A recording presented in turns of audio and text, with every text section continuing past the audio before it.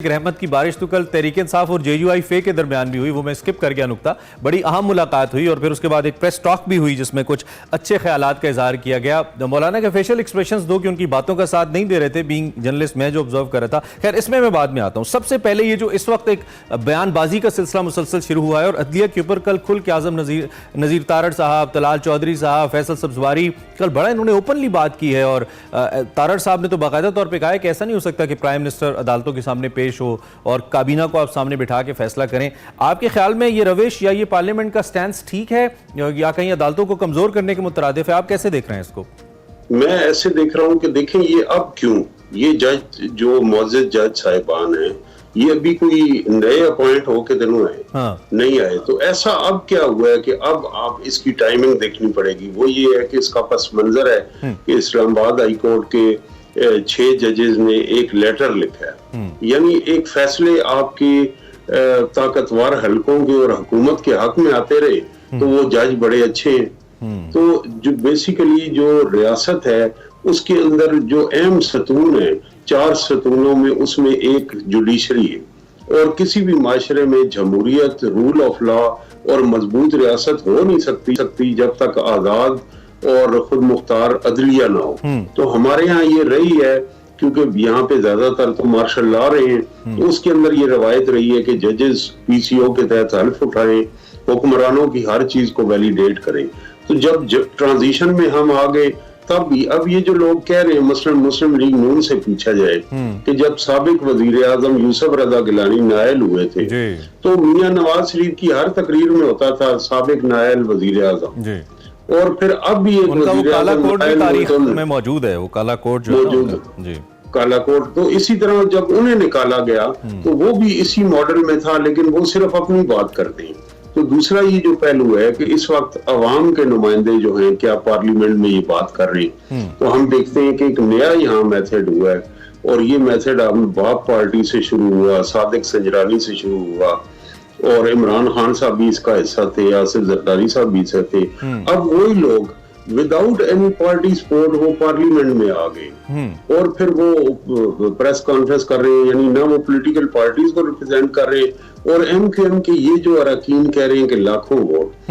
आप हैरान होंगे, हम आपने भी इलेक्शंस के दौरान आपसे गुफ्तगू होती रही, 5 लाख की कॉन्स्टिट्यूएंसी में जीतने वाला 20,000 30,000 लेके जीता, जो एक मैं समझता हूँ कि लोकल बॉडीज का जो काउंसलर है वो भी ज्यादा वोट ले जाता है। तो ये एक स्पेस है जिसके अंदर ये लोग आए हैं और अब ये पार्लियामेंट को यूज करके हमला आवर हो रहे हैं इदारों पे। अच्छा। अब बात ये है कि मेरी जो फ्रस्ट्रेशन है, मैं अभी आपके प्रोग्राम के बाद यूनिवर्सिटी जाऊंगा और वहाँ जो नौजवान हैं जिनको ऊपर वालिदैन की उम्मीदें हैं, इकोनॉमी हमारी परफॉर्म नहीं कर रही, उन नौजवानों के लिए रोजगार की किसी को फिक्र है तो ये नौजवान कहाँ से खपेंगे, वालिदैन की उम्मीदें कैसे करेंगी? किसी भी मुल्क में यूथ जो है वो उसका एक बड़ा प्रोडक्टिव पार्ट होता है। तो ये जितनी आपने सुबह खबरें दी हैं, जो हर रोज की खबरें हैं और हमारी 76 साल की खबरें, इनके अंदर कहीं हमारा जो फ्यूचर है यूथ उससे मुतालिक कोई खबर आपको मिलती है? नहीं मिलती और यही नाकामी की सबसे बड़ी वजह। ठीक है, आप बिल्कुल I agree, I can't agree more.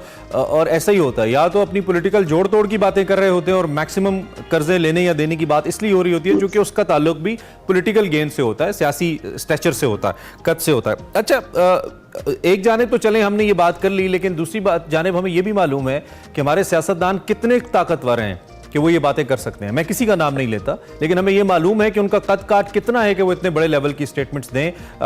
Okay, remembering Nawaz Sharif साहब when he said in fact in at Gujranwala, जब उन्होंने एक स्टेटमेंट दी थी उस वक्त आर्मी चीफ के बारे में बात की थी और डीजीआई के बारे में, तो वो लगता था कि ओके कोई एक पावरफुल स्टेटमेंट आ रही है। लेकिन अब इन स्टेटमेंट्स का ऐसे तलाल चौधरी साहब जैसे सियासतदानों की तरफ से आना, डू यू थिंक कि वाकई उनके जाती ख्यालात हैं और अब उनको लगता है बतौर पार्लियामेंटेरियंस या बतौर लेजिस्लेटर्स कि उनको इस पे बात करनी चाहिए या नहीं? इसके पीछे मुहर्रिकात मामलात कुछ और हैं? देखिए, वो उनकी पार्टी लाइन है या कहीं से उनको एक लाइन मिली है, लेकिन इन बयानात को इतनी अहमियत भी नहीं देनी चाहिए। अगर आप मैं यहाँ से अपने घर से निकल के बाहर माशरे में जाऊं और कोई 10,000 लोगों से पूछूं तो अक्सरियत को इन बयानात का पता ही नहीं होगा, या पता होगा भी तो वो उसका कोई सीरियस नहीं लेंगे। तो ये जीनत तो जरूर है मीडिया की लेकिन आम आदमी से इन बयानात का एक डिस्कनेक्ट है। फिर हमारे जो सियासतदान है एक वक्त के बयानात में, एक दौर के बयानात में अगले दौर पे माफी मांग रहे होते हैं कि हम आइंदा ये नहीं करेंगे, और दोबारा मौका मिलने पे वो आइंदा ये, वो ख्वाजा आसिफ हो, वो तहरीक इंसाफ के मिनिस्टर हो, वो पीपल्स पार्टी के हो, उनके आप पिछले 10 साल के बयानात निकाल लें, ठीक है, अपोजिशन के बयानात एक ग्राफ में शामिल कर लें और गवर्नमेंट के बयानात एक ग्राफ। तो इस पे आखिरी नुक्ता जरा अलमारी में से निकाल लेते हैं बयानात अपोजिशन दौर के और हुकूमत दौर, इनका ये इसलिए अवाम इनको संजीदा लेते ही। ठीक है, मुख्तार मुझे ये बताएं, ये सिलसिला यहाँ पे रुकेगा या अब कुछ अदालत की, क्योंकि अदालत भी बड़ी सेंसिटिव हुई हुई है ना आजकल, खास तौर पे उस खत के मामले के बाद अदालत के अंदर भी मामलात ऐसे नहीं है। जो जस्टिस कियानी की रिमार्क्स थे अहमद फराद शायर केस में, वो बड़े इंपॉर्टेंट थे और बड़े क्रिटिकल भी थे, क्वाइट स्ट्रेट। तो अदालत इधर इस मामले को ये रुक जाएगा बयानात और इख्तलाफात का, या आपको लगता है नहीं ये फर्दर शिद्दत इख्तियार करेगा?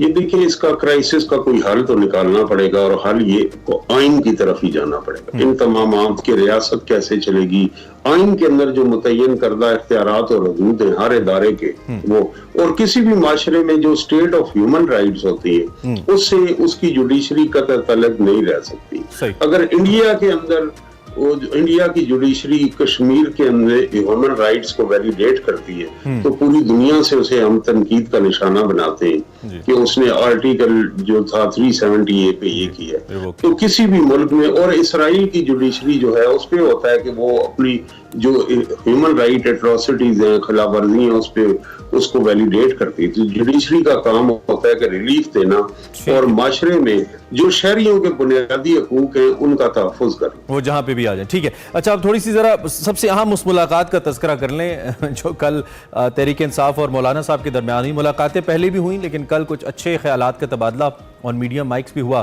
तहरीक तहफ़्फ़ुज़ आईन पाकिस्तान एक तरफ है, दूसरी जानिब कल हम्माद अज़हर सामने आए हैं और उन्होंने कहा कि मुझे तहरीक इंसाफ के चेयरमैन ने कहा है कि अब सामने आने का वक्त है, फिर वो पेशावर चले गए।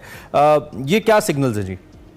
ये सिग्नल ये कि तहरीक इंसाफ का मुश्किल वक्त जो है वो काफी हद तक खत्म हो गया है। जिस तरह आपने कहा आखिर में कि वो पेशावर चले गए, पेशावर में उनकी गवर्नमेंट है और यहाँ बेल है। असम्बली के अंदर उनकी अच्छी खासी तादाद सूबाई असम्बलियों में और वफाकी सतह पे जो वो उनका जो रोपोशी का जमाना था इब्तला का, वो हमें नजर आ रहा है कि उनकी एक स्पेस उनके लिए जनरेट हुई है जिसमें वो पार्लिमानी सियासत कर सकते हैं। और इमरान खान साहब ने भी अपनी हिकमत अमली तब्दील की है। जेल के अंदर वो जो इश्तराक है और दूसरी सियासी जमातों से राब्ते भी कर रहे हैं, जिस तरह महमूद खान है, चकजई है, मौलाना फजलुर रहमान है, जमात इस्लामी है।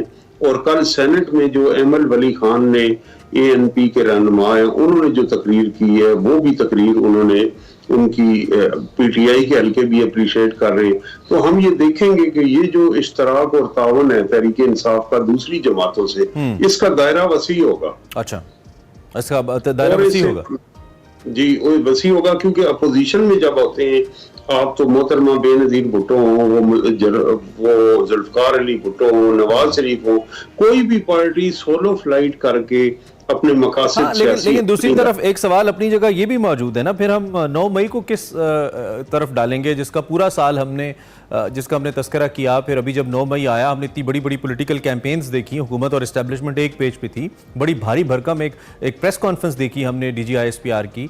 तो इसका मतलब है कि behind the scenes things are different, या फिर नहीं, लाइन अब अपनी अपनी, अदलिया की अपनी लाइन है और ताकतवर हल्कों की अपनी लाइन है। इसका क्या मतलब लें फिर हम? इसका नहीं मतलब यह कि एक अगर फेयर एनालिसिस किया जाए तो 9 मई का दिन एक काबिल मजम्मत एक वो वाकया था जिसके अंदर एक जो लोग मुलविस थे वो पाकिस्तान के हमारे कौमी सलामती की इदारों के और शहीदों की यादगारों पे चढ़ गए। लेकिन अब जो लोग उसमें मुलविस हैं उनको, और एक सियासी पार्टी जो करोड़ों वोट लेती है जिसके असेंबली में मेंबर हैं, इनको डिफरेंशिएट कर सकते हैं। उसको हम ये नहीं कह सकते कि उस वाक़े की बुनियाद पे हम एक सारी पॉलिटिकल पार्टी को बैन कर दें या उस पर इब्तला कर दें। और दूसरी तरफ जो अहम तरीन मैं ये बात करने लगा हूँ कि 9 मई में जो लोग कुछ मुलविस थे वो IPP इस्तेहकाम पाकिस्तान पार्टी में चले गए, उन्हें अदालतों से भी रिलीफ मिल गया। उनमें से बहुत सारे लोग इलेक्शन लड़े हैं, बहुत सारे लोग असेंबली में आ गए। तो ये हमने खुद इसका मजाक बना दिया, हमने उनके लिए एक ऑप्शन दे दी है कि आप इस पार्टी में आ जाए तो 9 मई कोई भी नहीं है। तो इस तरह की जब हम चीजें करते हैं तो वो केस उससे हमने डाउट्स कमजोर कर भी दिया। है। मेरे ख्याल में अगर इस वक्त सबसे ज्यादा अदालतों के चक्कर किसी शख्स को लगाने चाहिए थे तो उस्मान बुज़दार होते, जिन्होंने 3.5 साल पंजाब को नहीं चलाया बतौर चीफ मिनिस्टर। उनसे पूछना चाहिए था कि अवामी ओहदे पे रहते हुए आपने इसका कैसे। आखिर में रऊफ हसन साहब का मामला, इस पे जरा मैं फाइनल कमेंट आपको चाहूंगा इन 30 सेकंड्स। पीटीआई मुतमईन नहीं है एफआईआर से, हालांकि हुकूमत कह रही कि वही एफआईआर तो दी है जो आपने दरखास्त लिख के दी थी, और क्या चाहते हैं आप? मैं ये देखता हूँ कि देखें, एक तरफ दुनिया में भारत में इंतखाबात हो रहे हैं, ईरान के प्रेसिडेंट का वो क्रैश हुआ है, मशरक वस्ता की सूरत हाल है, और फेडरल कैपिटल में हम क्या कर रहे हैं? हम सियासी इख्तिलाफ की बुनियाद पर उस एक शख्स पे हमले करा रहे हैं कि जो एक हमारा उनसे इख्तिलाफ हो सकता है लेकिन रिस्पेक्टेबल मौजूद शहरी है। तो दुनिया में सुन तो सही, तेरा जहां में फसाना है सियासी क्या? इख्तिलाफ आप कह रहे हैं किसी सियासी जमात ने करवाया? किसी सियासी जमात ने करवाया सियासी इख्तिलाफ की बुनियाद पे? सियासी जमातें तो देखें वो पार्लियामेंट में एक दूसरे के मुंह के सामने तनकीद करती हैं। अच्छा, तो उनके लिए जब वो एक सियासतदान गली में वोट मांगने जाता है तो हर गली में उसके हामी भी होते हैं, मुखालिफ भी होते हैं, लोग मुंह पे उसे सुना भी देते हैं। जो लोग तनकीद के आदी नहीं है वो ऐसे रिएक्ट। ठीक हो गया भाई साहब, थैंक यू वेरी मच, बहुत शुक्रिया। आपने अपनी सियासी क्या कहना चाहिए, अपने नजरियात हमारे साथ, इस वक्त आप क्या सोच रहे हैं करंट सिचुएशन के ऊपर।